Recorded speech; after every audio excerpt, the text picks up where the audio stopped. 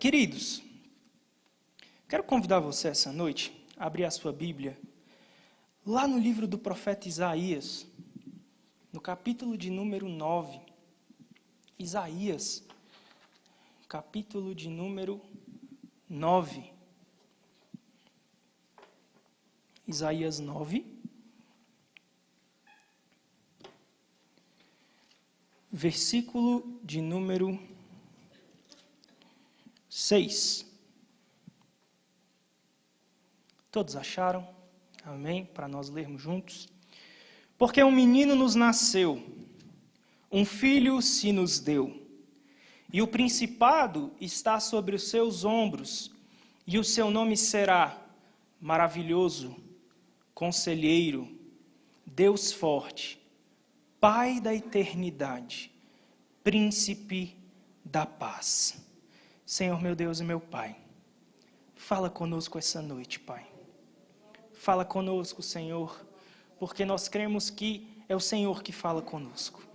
Então derrama do Teu poder essa noite para a honra e glória do Teu santo nome. Amém e amém. Podeis assentar.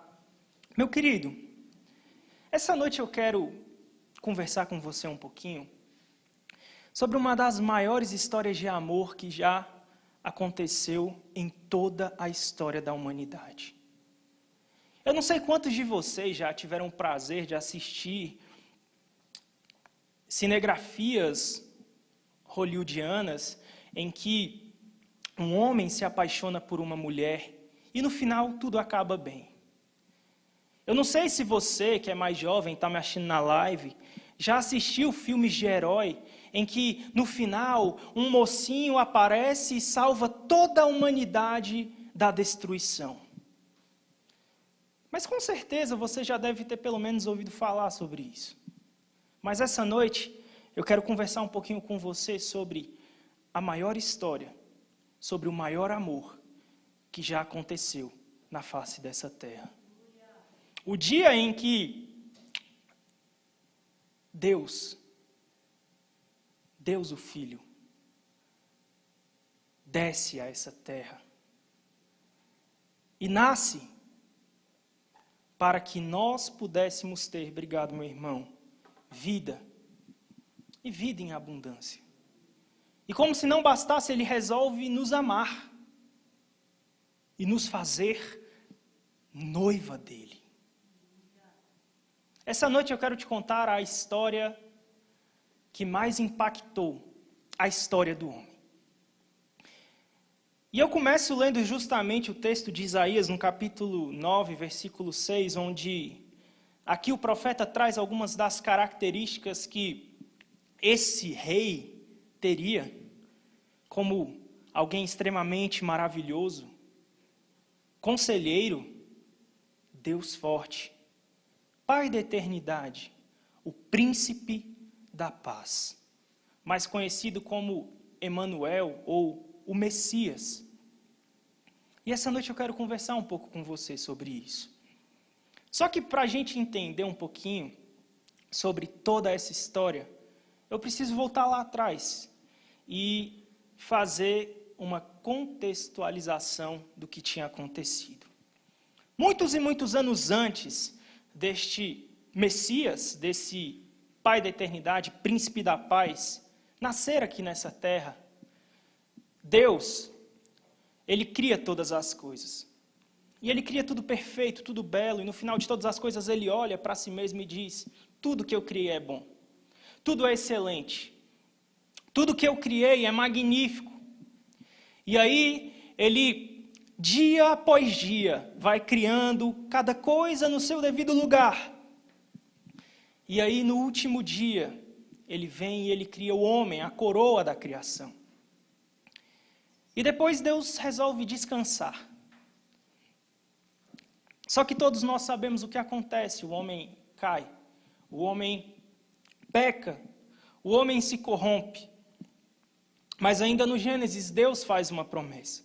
Deus olha para aquela serpente e diz o seguinte: volte comigo, lá em Gênesis, no capítulo de número 3. Hoje é estudo bíblico e nós vamos andar bastante pela palavra do Senhor. Em Gênesis, no capítulo de número 3, nós temos algo muito interessante. Gênesis 3, versículo de número 15. Diz o seguinte: e porei inimizade entre ti e a mulher, e entre a tua semente e a sua semente. Esta te ferirá a cabeça, e tu lhe ferirás o calcanhar. Então Deus olha para aquela serpente, o diabo, e ele diz: olha, você conseguiu, o homem caiu, o homem pecou, mas vai chegar um dia em que alguém maior do que todos que já pisaram nessa terra vai pisar na sua cabeça. Ele vai pisar na sua cabeça, ele vai te destruir, ele vai te derrotar. E eu vou conseguir resgatar de novo todas essas pessoas que se perderam por causa do pecado. E o tempo ele passa.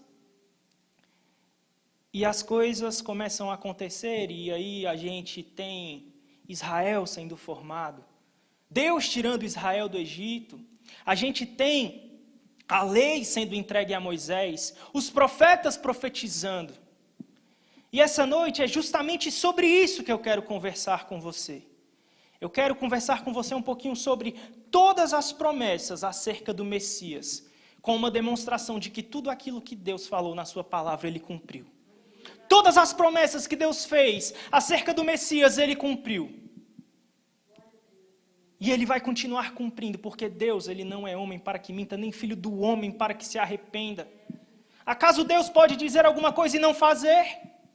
Como a nossa irmã Sorilene gosta de dizer, será que existe algo demasiadamente difícil para Deus? Não, não existe. E aí, voltando um pouquinho lá em Isaías, a gente percebe o seguinte, lá no capítulo de número 7 de Isaías, a gente começa a observar que Deus começa a usar Isaías para trazer algumas promessas acerca do seu filho. Em Isaías, no capítulo 7, lá no versículo de número 14, nós temos o seguinte: portanto, o mesmo Senhor vos dará um sinal. Eis que uma virgem conceberá, e dará à luz um filho, e será o seu nome o quê? Emanuel. Será o seu nome Emanuel. E aí, quando a gente chega lá em Lucas, no capítulo de número 1, se você quiser abrir, fique à vontade, se não, não tem problema. Eu vou ler para você entender aqui o que eu estou falando. Em Lucas, no capítulo 1, lá no versículo 26, a gente tem a seguinte narrativa.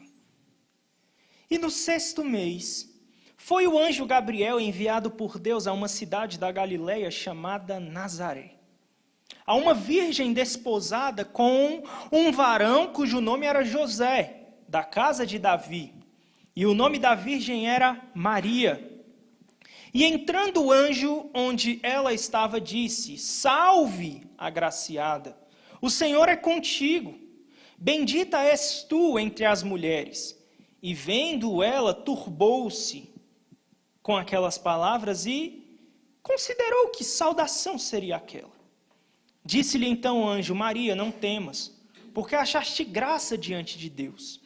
E eis que em teu ventre conceberás, e darás à luz um filho, e por-lhe-ás o nome de Jesus. E este será grande, e será chamado Filho do Altíssimo, e o Senhor Deus lhe dará o trono de Davi. E reinará eternamente na casa de Jacó, e o seu reinado não terá fim. E disse Maria ao anjo: como se fará isso, visto que não conheço o varão? E respondendo o anjo, disse-lhe: descerá sobre ti o Espírito Santo, e a virtude do Altíssimo te cobrirá com a sua sombra, pelo que também o santo que há de te nascer será chamado Filho de Deus. E eis que também Isabel, tua prima, concebeu um filho em sua velhice, e este é o 6º mês para aquela que era chamada estéril, porque para Deus nada é impossível. Disse então Maria: eis aqui a tua serva, cumpra-se em mim tudo segundo a tua palavra.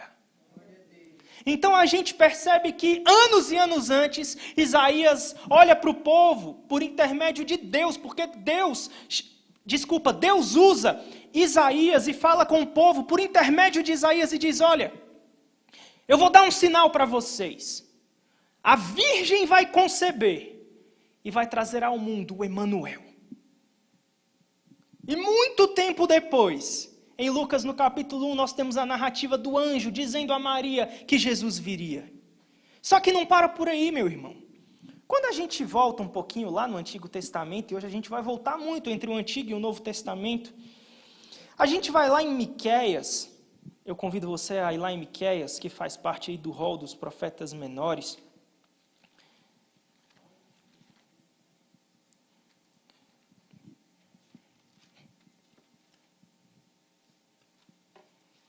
Miqueias, no capítulo de número 5, versículo de número 2, diz o seguinte: predição do nascimento do Messias e da instituição do seu reino. E tu, Belém, posto que pequena entre milhares de Judá, de ti me sairá o que será Senhor em Israel, e cujas origens são desde os tempos antigos, desde os dias da eternidade. Só que aí, quando a gente vai no Novo Testamento, a gente percebe que José e Maria não estavam em Belém, não moravam em Belém. Como será que isso poderia acontecer? E quando a gente chega lá em Lucas, no capítulo de número 2, a gente percebe que Deus, quando Ele quer agir, ninguém pode parar. Se Deus falou que o menino ia nascer em Belém, ele não ia nascer em Nazaré, ele ia nascer em Belém. E eu acho interessante porque, olha só o que o capítulo 2 diz, de Lucas, no versículo 1. E aconteceu naqueles dias que saiu um decreto da parte de César Augusto, para que todo mundo se alistasse. Versículo 3. E todos iam alistar-se, cada um à sua própria cidade. E subiu da Galileia quem? José, da cidade de Nazaré, a Judéia, a cidade de Davi chamada Belém, porque era da casa e da família de Davi, a fim de alistar-se com Maria, sua mulher, que estava o quê? Grávida. E aconteceu que, estando eles ali, se cumpriram os dias em que ela havia de dar à luz. E deu à luz o seu filho primogênito, e envolveu em panos e deitou numa manjedoura, porque não havia lugar para eles numa estalagem. Meu querido, César Augusto ele podia fazer um alistamento a qualquer época do ano. Mas ele resolve fazer um alistamento justamente faltando alguns meses ou dias para que Jesus nascesse. Para que se cumprisse a profecia. Em que Deus usou Miqueias dizendo que de Belém viria aquele rei que redimiria a Israel. Você já parou para pensar nisso? Deus, ele age na história do jeito que ele quer e ele traz o cumprimento das profecias que ele dá ao seu povo.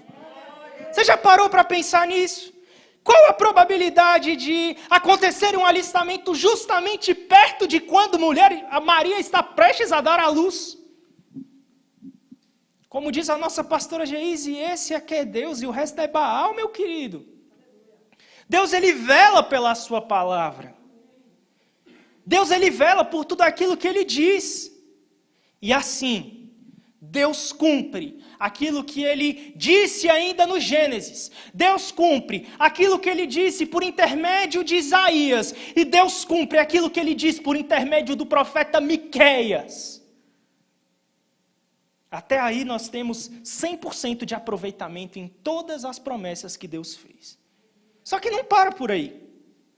Quando a gente vai lá em Jeremias, e hoje eu vou tentar aqui trazer todas as profecias acerca do Messias, ou que ligam o Messias ao contexto histórico, para você perceber como Deus, ele vela pela sua palavra. Eu não sei se vai dar tempo, se não der, a gente continua depois, não tem problema. Quando a gente vai lá em Jeremias, e aí você vai voltar comigo, e hoje nós vamos conversar bastante entre o Antigo e o Novo Testamento. Em Jeremias, no capítulo de número 31, nós temos uma narrativa aqui bem concisa, algo que Deus fala de maneira bem forte. No versículo 15, Deus ele diz exatamente o seguinte: assim diz o Senhor, uma voz se ouviu em Ramá, lamentação, choro amargo. Raquel chora seus filhos sem admitir consolação por eles, porque o que já não existem. Só que aí, para entender isso aqui que Jeremias está profetizando, a gente precisa ir lá em Mateus. Em Mateus, no capítulo de número 2, e Mateus ele ajuda a gente nessa questão de mostrar as profecias, porque como Mateus, ele escreveu o seu evangelho para tentar mostrar para o povo de Israel que Cristo era o Messias, Mateus ele faz comparações entre as profecias e aquilo que ele viu com seus próprios olhos. E a gente percebe que em Mateus 2, no versículo 16, olha o que acontece. Então Herodes, vendo que tinha sido iludido pelos magos, ou você se esqueceu que os magos veem uma estrela, chegam em Herodes, perguntam acerca de um tal rei que tinha nascido, e aquele homem diz, vão lá, adorem ele, entreguem os seus presentes, mas quando vocês descobrirem, volta aqui para me falar. Só que Deus, que revela tudo aos seus servos, ele olha, dá um sonho para aqueles homens, e eles voltam por outro caminho. E então Herodes fica completamente irado com isso. E aí chega nesse contexto, irritou-se muito e mandou matar todos os meninos que havia em Belém, e em todos os contornos de 2 anos para baixo, segundo o tempo que diligentemente inquirira dos magos. E aí Mateus ele é bem específico no que ele escreve, então ele diz, então se cumpriu o que foi dito pelo profeta Jeremias, e ele transcreve Jeremias 31:15, em Ramá se ouviu uma voz, lamentação, choro e grande pranto. Era Raquel chorando os seus filhos e não querendo ser consolada, porque já não existiam. Deus cumpre exatamente o que ele fala em Jeremias 31, versículo de número 15. Para por aí? Não. Quando a gente volta lá em Oséias, a gente tem outra situação bem interessante. Em Oséias, no capítulo de número 11, no versículo de número 1,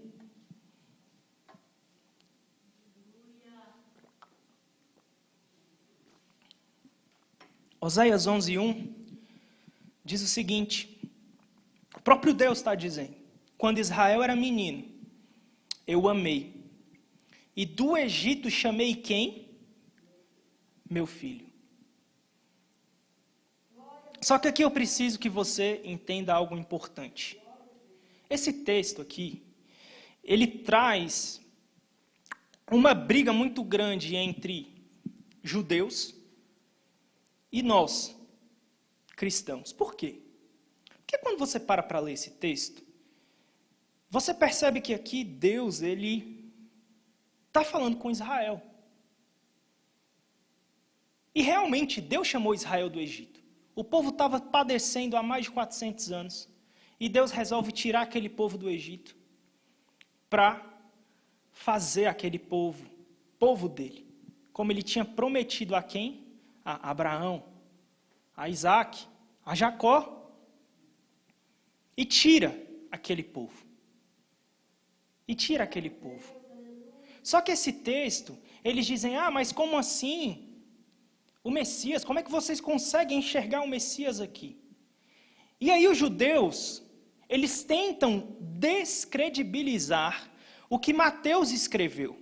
Quando a gente chega lá, em Mateus 2, e aí você vai voltar comigo lá em Mateus no capítulo de número 2, a gente vai observar o seguinte. No versículo de número 13, olha só. E tendo-se eles retirado, eis que o anjo do Senhor apareceu a José em sonhos, dizendo: levanta, toma o menino e sua mãe e foge para o Egito. E demora-te lá, até que eu diga, porque Herodes há de procurar o menino. E aí, levantando-se, ele tomou o menino e sua mãe de noite e foi para o Egito. E esteve lá até a morte de Herodes, para que se cumprisse o que foi dito da parte do Senhor pelo profeta que diz: do Egito chamei quem? O meu filho. Para mim e para você, um texto como esse está mais do que claro. Mateus está fazendo referência a Oséias 11, capítulo de número 1. Mas para o judeu, ele diz que é forçação de barra acreditar que Oséias 11, 1 se trata do Messias. Mas, meu irmão, vamos ser franco. Para quem não acredita no que está em Isaías 7,14, para quem não acredita em Miqueias 5,2, para quem não acredita em Jeremias 31,15, é claro que vai procurar motivo em Oséias 11,1 para dizer que Jesus Cristo não é o Messias. Mas eu e você não, eu e você entendemos a revelação exata de Deus e sabemos que do Egito, Deus chamou o seu filho. Mais uma profecia cumprida. 100%. Para por aí? Não. Quando a gente vai lá em Isaías de novo, e nós vamos voltar muitas vezes em Isaías, no capítulo de número 40, no versículo de número 3, nós temos aqui Deus prometendo ao povo de Israel um livramento. Só que o que me chama a atenção é o versículo 3 que diz: voz do que clama no deserto, preparai o caminho do Senhor, endireitai no ermo, vereda o nosso Deus. Voz do que clama no deserto. E aí a gente fica se perguntando, né, quando a gente lê Isaías, o que será que Deus está querendo dizer sobre uma voz que vai clamar do deserto? O que é isso? O que Deus está falando? Só que aí para entender Isaías 40, versículo 3, eu preciso ler João. E aí você vai comigo lá em João. Em João, no capítulo de número 3,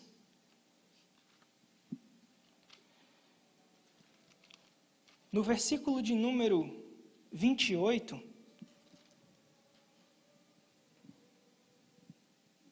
você vai ver um homem chamado João Batista. E ele diz o seguinte: vós mesmos me sois testemunhas de que disse, eu não sou o Cristo, mas eu sou quem? Enviado adiante dele. Para entender mais ou menos o que está acontecendo, os discípulos de João estão discutindo, e eles ficam se perguntando, será que você não é o Cristo? Será que realmente você não é o Cristo prometido? Porque você tem todas as características para ser o Cristo. Só que João, ele é enfático, ele diz, olha, não, meu amigo, eu já disse isso para você antes, eu não sou, eu só vim para preparar o caminho dele. Só que João ainda chega e diz o seguinte, ele chega ao ponto de dizer, sabe por quê? Porque eu não sou digno nem de amarrar a correia da sandália desse que há de vir. Eu preparo o caminho. Sabe para quê? Para que ele cresça, para que eu diminua. Eu preparo o caminho para que as pessoas compreendam a profecia. E aí Deus diz mais uma vez, eu cumpri mais uma promessa. Isaías 40, versículo 3 está cumprido. Eu enviei o mensageiro. Eu enviei aquele que prepararia o caminho para o meu filho nessa terra.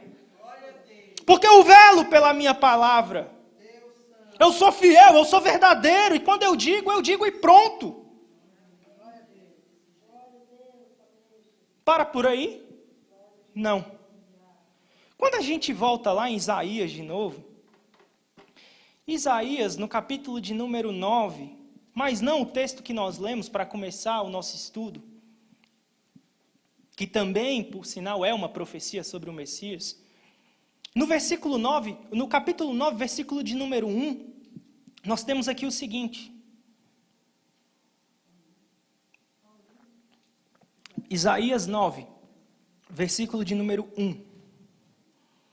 Nós temos o seguinte: mas a terra que foi angustiada não será entenebrecida. Ele envileceu nos primeiros tempos a terra de Zebulon e a terra de Naftali.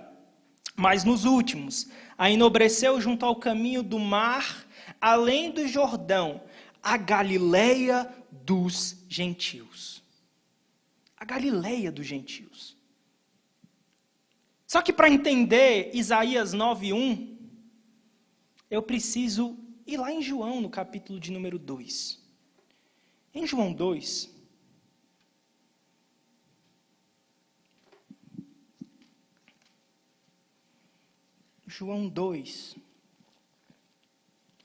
no versículo de número 11, olha só o que o apóstolo amado escreve, o discípulo amado escreve. Jesus principiou assim os seus sinais, onde? Em Caná da Galileia. E manifestou-se a sua glória, e os seus discípulos creram nele. Então, peraí, Isaías capítulo 9, versículo 1, está mostrando exatamente onde vai começar o ministério do Messias? Sim! Ou você se esqueceu que o primeiro milagre de Jesus foi justamente a transformação da água em vinho lá em Caná, na Galileia? Ou você se esqueceu que Deus vela pela sua palavra e mais uma vez Ele trouxe demonstração do que aconteceria? O ministério dele começa justamente em Caná da Galileia, justamente onde o profeta Isaías fala que a luz começaria a brilhar em Israel, em Caná da Galileia. Só que para mim, de todos esses textos, e esse não é o último, mas tem um texto em Isaías que me chama muita atenção. Isaías no capítulo 61, que inclusive foi um texto que quase levou Cristo a ser morto, bem no início do seu ministério. Isaías 61, no versículo 1, a palavra do Senhor diz assim: o Espírito do Senhor Jeová está sobre mim, porque o Senhor me ungiu para pregar boas novas aos mansos. Fazer o que? Pregar. Enviou-me a restaurar os contritos. Fazer o que? Restaurar. A proclamar o que? Liberdade aos cativos e abertura de prisão aos presos. Não presos em cadeias, mas presos pelo pecado. E apregoar o ano aceitável do Senhor e o dia da vingança do nosso Deus, e consolar todos os tristes. Só dá uma olhadinha naquela janela ali, por favor, se não está molhando. Obrigado. E aí, a gente percebe o seguinte: lá em Lucas, no capítulo 4, tem uma narrativa muito interessante. Lucas, capítulo de número 4, versículo de número 18. Lucas 4, 18. Mas vamos começar aqui do 16, para a gente entender o contexto. E chegando a Nazaré, onde fora criado, entrou num dia de sábado, segundo seu costume, na sinagoga e levantou-se para ler. E foi-lhe dado o livro do profeta Isaías. Que capítulo você acha que ele leu?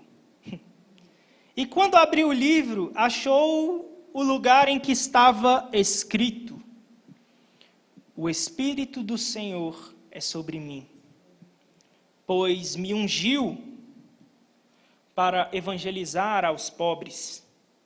Enviou-me a curar os quebrantados do coração, a apregoar liberdade aos cativos e dar vista aos cegos e pôr em liberdade os oprimidos e anunciar o ano aceitável do Senhor. Só que o mais incrível, encerrando o livro e tornando a dá-lo ao ministro, assentou-se. E Jesus, ele tinha a capacidade de fazer todas as pessoas ficarem compenetradas em tudo que ele dizia, porque Lucas descreve aqui, e os olhos de todos na sinagoga estavam fitos nele. Então começou a dizer-lhes: hoje se cumpriu esta escritura em vossos ouvidos. Só que o coração do homem é duro. E aí, no versículo 22, as pessoas começam a se perguntar: peraí, esse aí não é o filho de José? O dono da carpintaria? Como assim? Porque todo bom judeu sabia que Isaías 61 falava sobre o Messias. E aí deve ter vindo na cabeça deles: peraí, mas o Messias não tem que vir lá de Belém? Esse cara é de Nazaré. Como assim? E aí, Jesus pronuncia aquele texto que é muito famoso e diz: um profeta ele só não tem honra na sua casa. O profeta só não tem honra na sua casa. Mas, meu amigo, meu irmão, minha irmã, para mim e para você, isso aqui importa muito para demonstrar que, mais uma vez, Deus cumpriu uma promessa. Mais uma vez, Deus demonstrou que Ele vela pela sua palavra. Só que não para por aí. Não para por aí. Quando a gente volta de novo em Isaías, mas Joel de novo em Isaías, de novo. A gente está estudando a palavra de Deus. E não tem coisa melhor do que estudar a palavra de Deus, meu irmão. Você vai sair daqui hoje pronto para evangelizar qualquer judeu.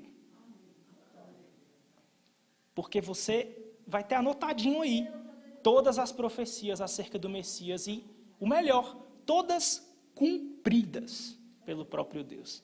Quando a gente vai lá em Isaías, no capítulo de número 28, Isaías 28, no versículo de número 16, a gente percebe o seguinte, olha só: portanto, assim diz o Senhor Jeová: eis que eu assentei em Sião uma pedra já provada, pedra preciosa de esquina, que está bem firme e o quê? Fundamentada. Fundamentada. Eu não sei se você já teve a curiosidade de pesquisar sobre o que seria uma pedra de esquina, ou uma pedra angular, não importa, são as mesmas coisas. Mas a pedra de esquina, ou a pedra angular, ela é justamente aquela pedra que ela não pode faltar em uma construção. Ela é como se fosse o alicerce de uma construção. Ela é a pedra que segura toda a construção. E quando Isaías ele traz esse texto aqui, ele está falando o quê? Que Jesus ele é a pedra angular, é a pedra capaz de segurar toda a construção. Ou você acha que porque Jesus em determinado momento contou uma parábola, existia um homem, ele veio e construiu a sua casa sob a areia. Só que veio os intempéries da vida e levaram a casa dele para longe. Só que teve outro que ele edificou a sua casa sobre a rocha. E veio tudo que tinha para vir e a casa daquele homem continuou ali. É justamente isso. Jesus estava tentando mostrar para aquele povo que eles tinham que fincar os alicerces dele era em Cristo. Porque Cristo é a pedra angular para a vida de todo homem. Jesus, em todas as suas parábolas, ele tentava trazer a demonstração de que ele era o Filho de Deus. Mas como diz a palavra, ele veio para os seus, mas os seus o rejeitaram. Mas a nós, ele nos deu o poder de sermos chamados filhos de Deus. Porque nós aceitamos, nós entendemos que ele é o Filho de Deus e não há outro nome salvação. Só que Sabe o que me confirma que essa pedra angular é Cristo e que essa profecia também se cumpriu? Vai lá comigo em Mateus, capítulo de número 16.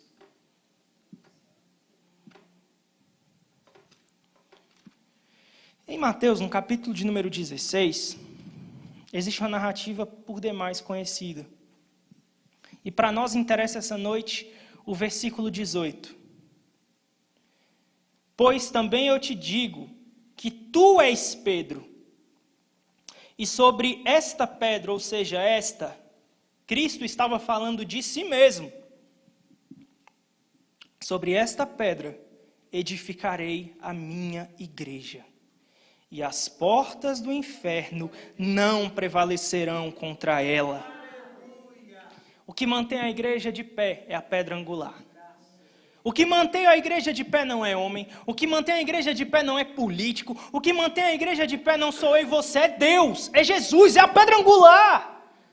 As portas do inferno, elas não prevalecem porque a igreja está posta em um alicerce que se chama Jesus. Em um alicerce forte. Forte. E mais uma vez, Deus cumpre a sua palavra. Porque hoje nós somos igreja, sim ou não? E nós estamos fincados na rocha, que é Jesus Cristo. Mais uma promessa cumprida, você pode anotar aí no seu caderninho. Mais uma promessa. Só que não para por aí. Agora, a gente vai lá em Isaías de novo. Em um dos capítulos mais lindos de toda a história, que já causou grandes discussões teológicas. Isaías 53. Causou grandes discussões teológicas porque homens olhavam e diziam, não tem como. Esse homem estava na crucificação. Em Isaías 53, e aí nós vamos ler alguns versículos, do versículo 4, a gente vai começar, nós temos aqui, verdadeiramente, Ele tomou sobre si as nossas enfermidades e as nossas dores, e nós o reputamos por aflito, ferido de Deus e oprimido. Versículo 6. Todos nós andamos desgarrados como ovelhas, cada um se desviava pelo seu caminho. Mas o Senhor fez cair sobre ele a iniquidade de todos nós. Versículo 7. Ele foi oprimido, mas não abriu a boca. Como um cordeiro foi levado ao matadouro, e como ovelha muda perante os seus tosqueadores, ele não abriu a boca. Versículo 10. Todavia, ao Senhor, glória a Deus, agradou moê-lo, fazendo-o enfermar. Quando a sua alma se puser por expiação do pecado, verá sua posteridade.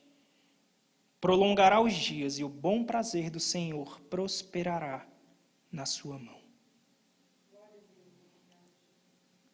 Só que para entender esse texto e ver mais um cumprimento de profecia, a gente precisa ir lá em João.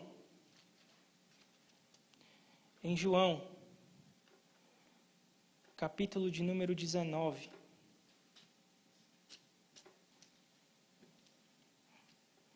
João 19, versículo 1.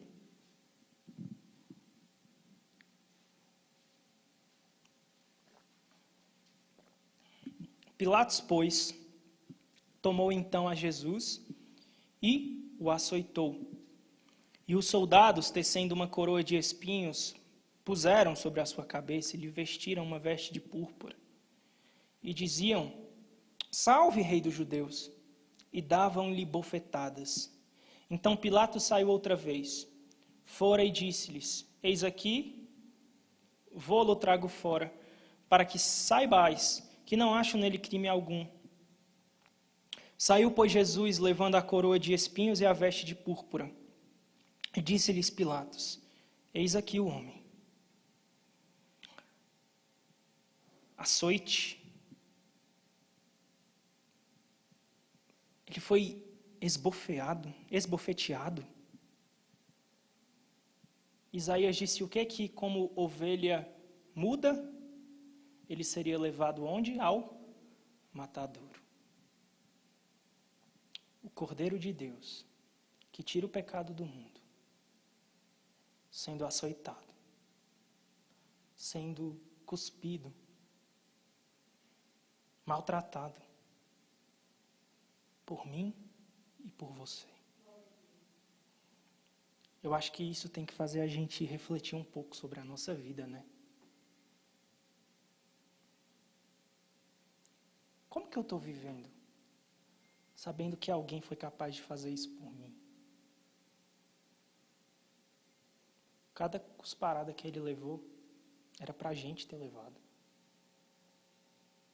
Cada açoite, era para nós. Só que não para por aí, Isaías 53 também tem o seu cumprimento. Lá no versículo 28, ainda do capítulo 19.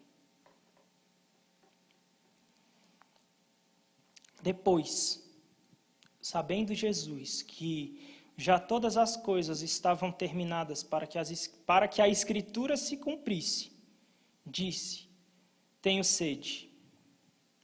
Estava, pois, ali um vaso cheio de vinagre. Encheram de vinagre uma esponja e, pondo-a num hisopo, lhe achegaram à boca. E quando Jesus tomou o vinagre, disse: está consumado. E, inclinando a cabeça, entregou o Espírito. Meu irmão, eu não sei se você se lembra, mas para mim foi uma das pregações mais marcantes que eu já escutei do pastor Lutero. Exatamente no dia 6 de dezembro de 2021, no ano passado. O pastor Lutero, ele trouxe uma palavra em uma Santa Ceia justamente sobre esse texto. E eu não sei se você lembra, mas sabe o que é esse sopo aqui que usaram para dar vinagre para Jesus? Era o papel higiênico do romano.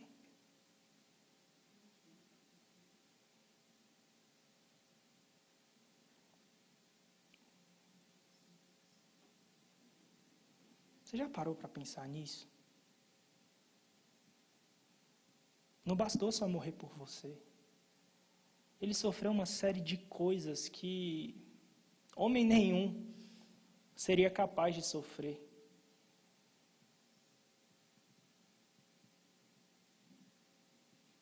Levar vinagre numa esponja que era usada para limpar o homem depois de defecar. Ele ainda passou por isso. Mas com a boca fechada. Sabendo que, fazendo tudo isso, Isaías 53 estaria cumprido. Porque ainda que tenha que sofrer esse tanto de sofrimento, ele continua velando pela sua palavra. Ele continua sendo fiel e justo e verdadeiro.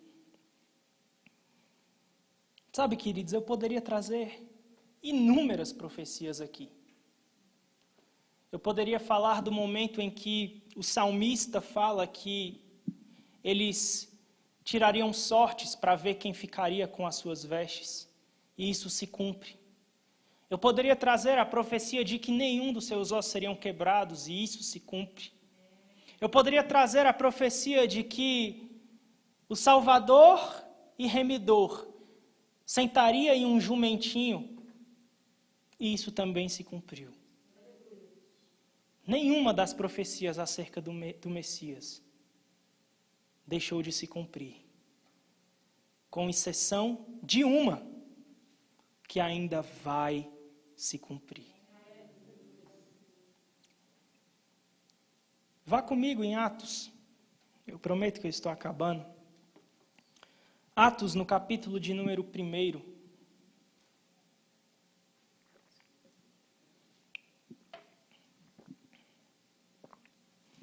Atos 1, versículo de número 9.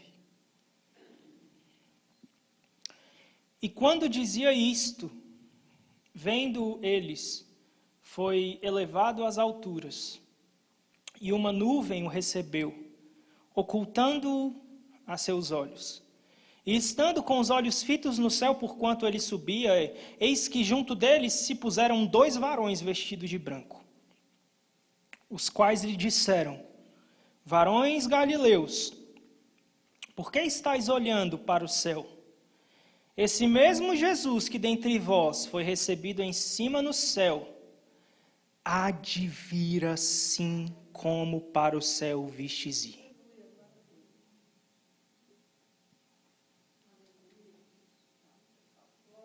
A promessa que falta para se cumprir é o advento do nosso Senhor Jesus. E você tem dúvidas que isso vai se cumprir?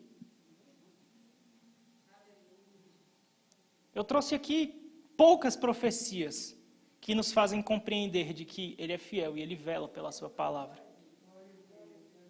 Vai chegar um dia em que Ele voltará. Ele mesmo disse em Apocalipse: eis que cedo venho, ou venho sem demora. E a mim e a você só resta olhar para toda essa situação como o apóstolo Paulo e dizer: Maranata, Maranata, ora vem, Senhor Jesus. Senhor, a Tua palavra foi pregada, Pai.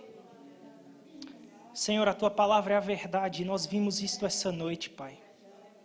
A Tua palavra não volta vazia, o Senhor é o dono da história. O Senhor é o dono das eras, o Senhor é o dono das épocas. E nós Te louvamos esta noite porque um dia o Senhor enviou o Seu Filho para morrer por cada um de nós, para que hoje nós tivéssemos vida em abundância. Senhor, o Natal está chegando e nesses dias muitas pessoas voltam a se lembrar que um dia o Salvador esteve entre nós em carne. Senhor, o meu pedido essa noite é que assim como Cristo nasceu naquela noite, em que os céus adoraram, em que os anjos cantaram e louvaram, que nesse dia de Natal o Salvador possa nascer nos nossos corações. Que nesse dia de Natal o Salvador possa nascer no coração mais duro, no coração de pedra e transformar esse coração em carne. Senhor, nasce todos os dias nas nossas vidas, porque nós não podemos nos esquecer de Ti. Sabe, Pai, existiam tantos lugares melhores para nascer, mas o Senhor nasceu em uma estrebaria. Senhor, existiam tantas coisas melhores que o Senhor poderia passar, mas o Senhor passou pelo mais vil e cruel caminho para que hoje...